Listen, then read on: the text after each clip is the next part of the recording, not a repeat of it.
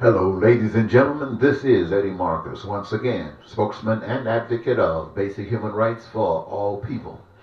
I want you to know, ladies and gentlemen, that I put together some information that I think is essentially necessary that you get a chance to at least hear some thought in regards to it. At this date and at this time when our nation and our people are going through so many changes, and in fact, there are so many changes going around the world. So we have to pay attention to this. But as spokesman and advocate of basic human rights for all people, this is a position I appointed for myself, and it is to advise according to the principles of peace and prosperity and joy for all. Observing the past 2 years of presidential conduct at this administration, I'm convinced that it is wise for the American people to start preparing themselves for a protection from the imposition of a dictator in this country. The conduct of Donald Trump as president, having no morals when it comes to speaking the truth to the American people, is very suspect, and offering an inability to know when the truth is being spoken and how to respond to it. Especially when the conduct of the United States Senate is suspect as well, and opening support and backing such lies that presidents tell, as we have witnessed through this administration. This is a threat to what we all hoped democracy to be.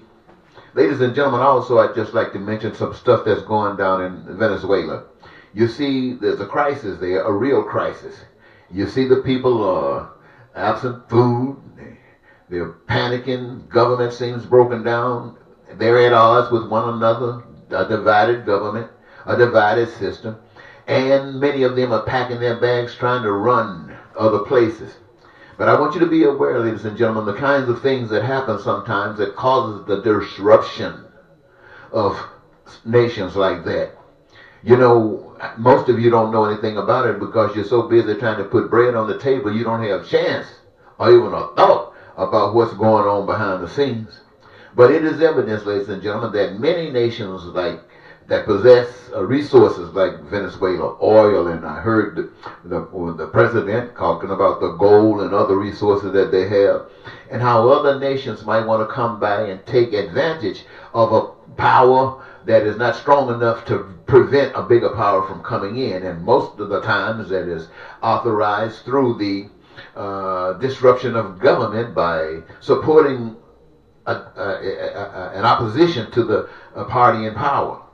An opposition that can be bought, an opposition that will sell out by promising the people a better life than the one that they have, and that's just another step of division.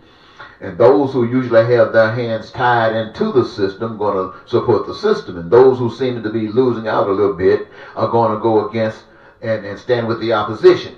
And so this is one of the methods that is usually practiced. Sometimes you have to take an action that's beyond just stealing, but killing the powers that are in power, just so you can rip this nation off. And I'm not saying that the United States is doing this, but people do it. They rip these nations off so that their particular nation, say for instance, if it was the United States, they can get more gas, maybe the prices can go down, maybe they can get other resources, and maybe it seems that it would benefit the nation that's robbing them, and at the same time creating hell for the people that are being robbed.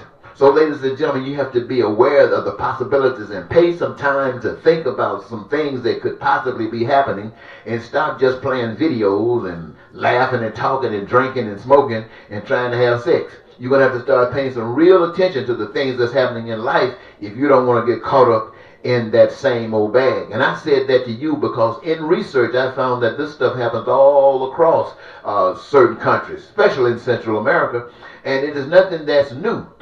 And so when I see this stuff happening, I'm reminded of how it has been happening in the past. I'm reminded of how it happened in Iran and other places of the world, and these things have not stopped.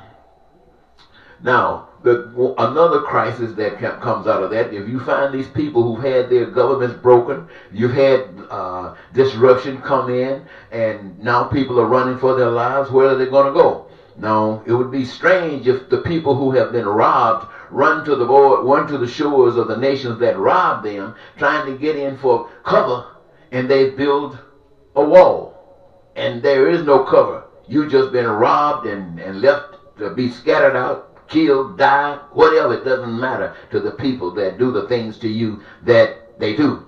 And ladies and gentlemen, another thing I want to leave with you before I go is keep this in mind. We got a president that's doing some strange things. We got a Congress, at least part of it, that seems to be backing all the strange things that this man has done. And by George, for the past 2 years, he's done strange things like no other president has ever done in the history, in the recorded history, should I say. And this is absolutely frightening. You should think about this kind of stuff. Now, we have said, and it is being said, that this president is in cahoots with dictators, and especially Putin. And you can understand why. He might have been an American at one time when his father was alive, and he had the benefits of money flowing in and out, and he could play the games, playboy games, like, well, the records indicate he was playing.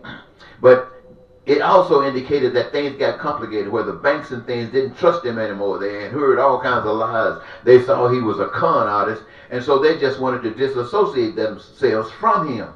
And when the money got tight and the debt was wide and it was big and he didn't want to turn loose, so he reached for other sources to get money.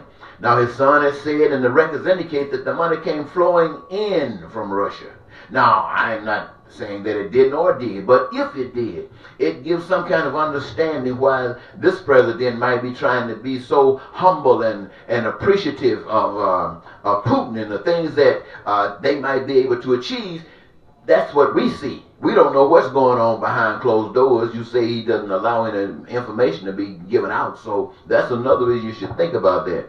But most of all, ladies and gentlemen, Trump trying to be a dictator, as he is trying to be, especially when he told Miss Pelosi that he was coming over there to make this State of the Union speech, and apparently the indication was, I'm coming whether you like it or not. Well, I don't think you got to go anywhere to make a State of the Union. Everybody knows the State of the Union. The Union is shut down. It's gone crazy. It's shut down. What else can you say? What good can you say about a shut down Union? Well, I, for myself, think that all he wants to do is go and brag to his constituents. Brag to them how big of a crook he is and how he served them well. And they love it, as the United States Republican Senate have proved that they're giving him the support all the way. And he's stacking judges here, stacking judges there, stacking the Supreme Court, got a Congress, a portion of the Congress, the Senate. That's how dictators get into business, ladies and gentlemen. They get the support and they threaten. Guys like Cohen want to talk about him. Then they start using that mafia attitude. I get you, get your parents, get your kids. Now you threaten him, so he sits down. And everybody's just sitting back watching because they're dumb and stupid and ignorant and don't know what to do. And their representatives have turned their backs on them. So this is why before that crisis comes, prepare for it. Because you never know. They might be planning to overturn, cause so much havoc in America that the next thing you know, you can't get food here. You can't get gas here. Black and white's been so set up and beat down and put at odds with each other, war might break out. Then you got the military coming in, trying to do its thing. And then if it really gets bad and you want to get out, where can you go? Suppose somebody want to drop a bomb over here and you're trying to run. Where can you go? You can't go out the back door because you build a wall there. You better think about that wall before you build it. You might be trying to build a wall to keep people from coming in, and you might just be imprisoning your own selves. So think about that, ladies and gentlemen. I want you to think about that, because there are a lot of people in this country that got my blood flowing through their veins, and if they don't, they got the God Spirit that gives them life, just like me, flowing in them. And I personally have been given the desire to want to protect them from fools that will destroy them. So I hope you will pay attention, ladies and gentlemen. I'm just going to leave that with you. I call this, beware of the dictatorship that you might already have embraced. And he just put out not too long ago a national crisis alarm. I mean, brand new. It goes into everybody's phone. Hey, this is a national alarm, which could just be a system where it's calling his people to arms. So, ladies and gentlemen, I want to thank you so very much for giving this your time. And in this information that I'm giving to you is for thought that can be followed with some kind of action to protect yourselves and this country from fools. Once again, Eddie Marcus saying, bye-bye.